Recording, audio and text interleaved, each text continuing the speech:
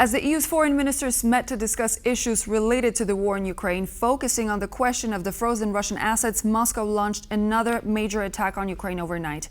Are peaceful negotiations just a distant hope or a wish unfulfilled? Mykola Riabchuk, Senior Research Fellow at the Institute of Political and Ethnic Studies at the Academy of Sciences of Ukraine, joins me on World News Tonight to address these questions. Thank you so much for joining me in the studio. It's a real pleasure.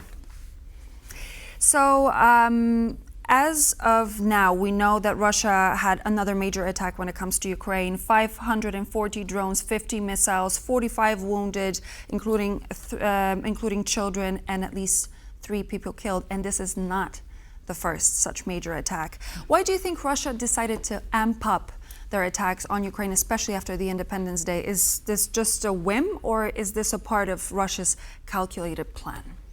Well, I believe they feel Trump's reluctance on this issue, reluctance to introduce any serious sanctions. He threatens all the time, but he does nothing.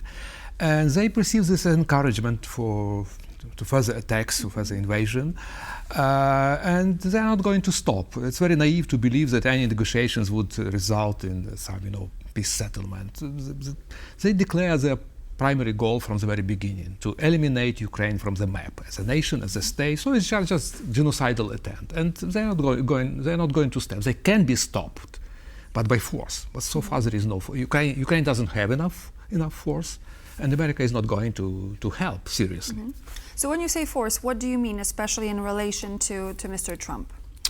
Well, of course, Ukraine relies. Ukraine needs, first of all, more weapon. Ukraine needs permission to strike deep into Russian territory, because you cannot win the war while only defending. And we've seen that there's after the Druzhba pipeline was hit, there's been a lot of discussion on whether or not there was a diplomatic spat. Well, Druzhba was not primary target. Maybe it happened incidentally. I'm not sure. Mm-hmm. So we don't know how it happened, because it's a war. But generally, Ukraine needs to attack Russia deeper in the territory, because you cannot fight cannot do any boxing with tight hands. You have with one hand tied behind your back. Absolutely. So of course this first Ukraine's need. And second, of course, the sanctions should be introduced more seriously. Harder sanctions, heavier. Russia is not so economically strong, and I believe it's very weakened. So it's a very good point now to tighten the screws.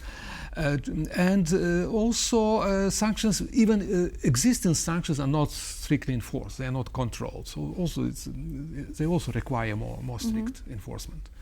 I would like to jump in one of the most recent news of the day, something we headlined our news show today. Andriy Parubij, a senior Ukrainian politician who served as the parliament speaker, has been shot dead in Lviv in western Ukraine. What's your opinion on this assassination, and could this be a potentially politically motivated attack by Russia? Most likely, because we are in war with Russia, and there are a lot of assassinations carried out by Russian agents. So it cannot be excluded. Probably is the most likely. But why now? Well, they do this all the time. It happened. They had a chance. But all the time they try to assassinate some either top officers of Ukrainian armed forces or intelligence, or Parubij, who was a prominent politician. Actually, he headed Ukraine parliament for some time, and he kind of symbolic figure. So I believe it's intimidation, but also propaganda that we can reach. It was message we can reach you everywhere. So for me, it's a quite symbolical killing. So I asked about why now, but why him? Well, because he was one of the most prominent politicians in Ukraine at the time, since Euromaidan.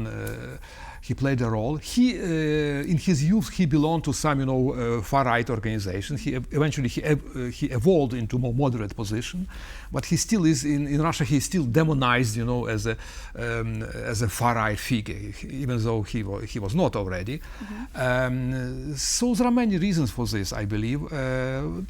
Timing is probably accidental. They just, found opportunities. They found some weak space, weak moment.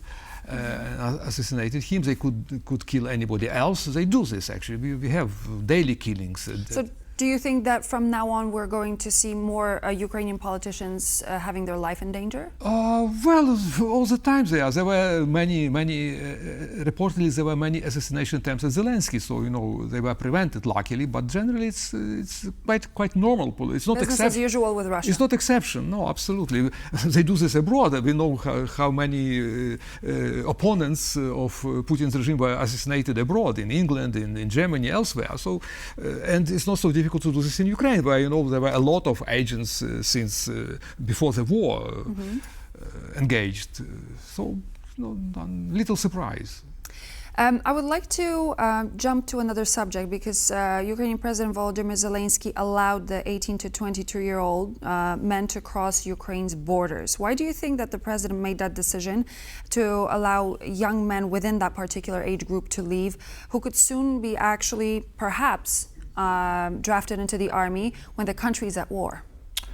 Well, I believe that it was a kind of signal that that we are not like a police state. You can travel abroad. These people are not yet mobilized, conscripted to the army.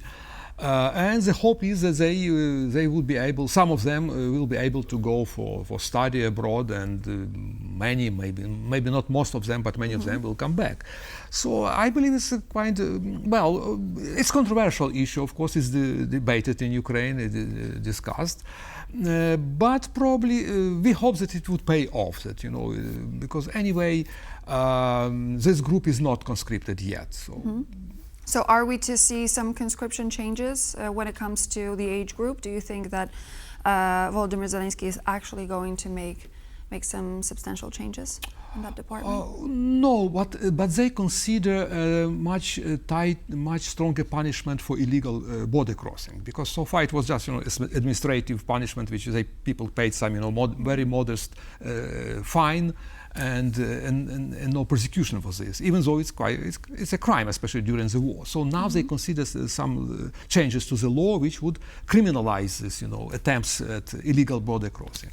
So they try to balance this, softening of the regime and at the same time hardening of the regime.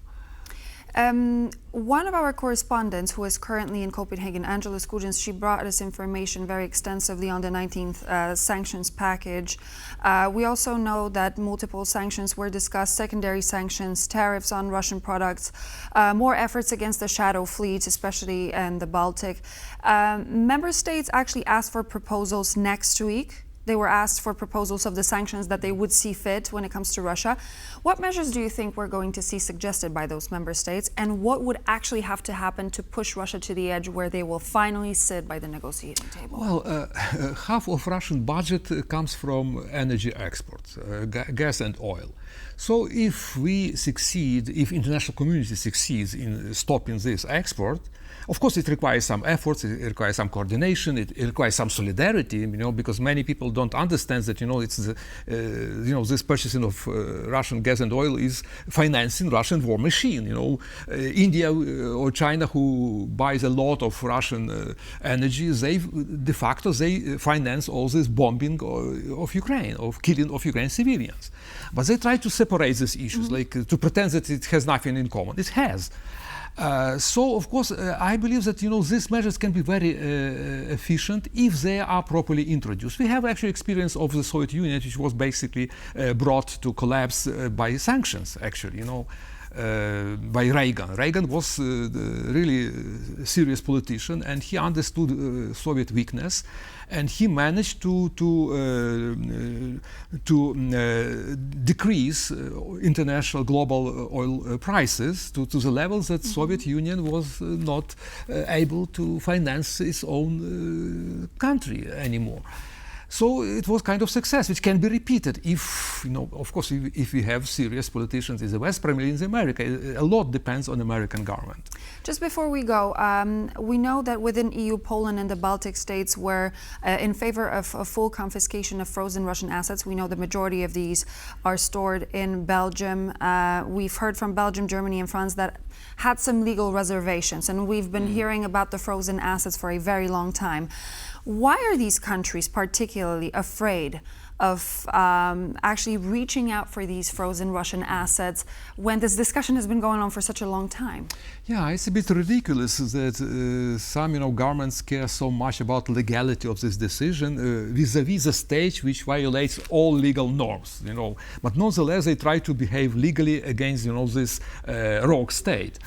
I understand this reluctance as a hopes to reestablish so-called normal relations with Russia again. So many of them, like Mr. Trump, look forward and expect to settle these issues, that everything would be fine and we would pursue business as usual. And they, of course, they don't want to spoil too much relations with Russia. But of course, Russia destroyed a lot in Ukraine, and of course, it should pay for. I'm not expert in law. I don't know how to explain this from legal point of view. But I believe it's possible, to persecute aggressor state in international courts, to calculate damages, and to arrest some assets, which is quite possible. Thank you very much, and we will have to put a full stop there. Mykola Riabchuk, Senior Research Fellow at the Institute of Political and Ethnic Studies at the Academy of Sciences of Ukraine, was my guest. Thank you very much for joining. Thank you. And so this would be all the latest news for now. I'm Claudia Czerwińska. Thank you very much for joining me, and please do stay tuned here on TVP World. We're back in just a moment.